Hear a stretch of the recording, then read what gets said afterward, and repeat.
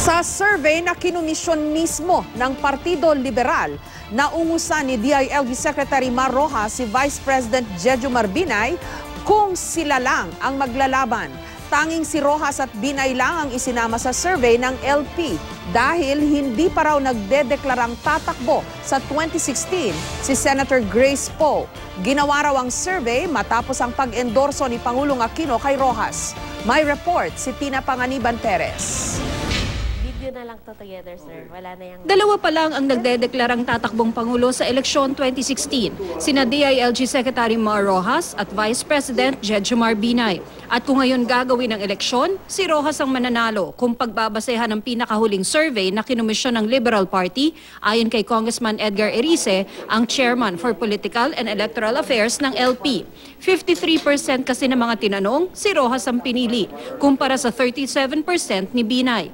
Ginawa raw ang survey matapos ang pag-endorso ni Pangulong Aquino kay Rojas. Sinasabi nila walang epekto yung presidential endorsement. Lumalabas ngayon na mayroong significant influence yung endorsement ng Pangulong Aquino.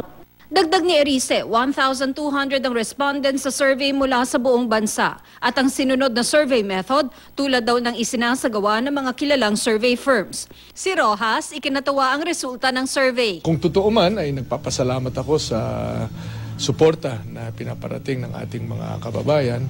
At ito naman ay tinatanggap ko, hindi para sa akin, pero para sa pangarap ng lahat ng ating mga kababayan na maisa sa katuparan sa daang matuwid. Minaliit naman ni Binay ang survey. Reaksyon po nila, Vice? Erice, ha? Okay. Joke lang yan, sir. Pare, baka ang dami kong nakain eh.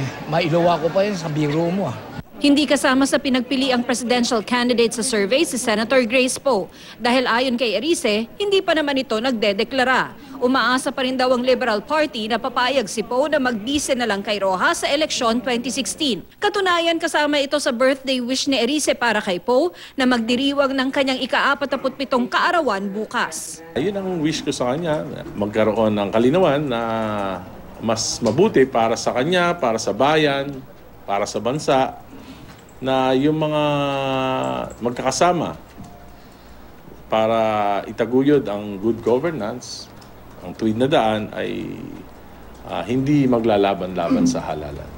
So, mag-busy na lang siya? Kaya dapat siguro, pinakamaganda ay para sa kanya at sa kanyang paghahanda ay pangalawang Pangulo na lamang siya kay Secretary Mar Rojas. Sinusubukan naming hinga ng reaksyon si Poe. Tina Panganiban Perez, GMA News.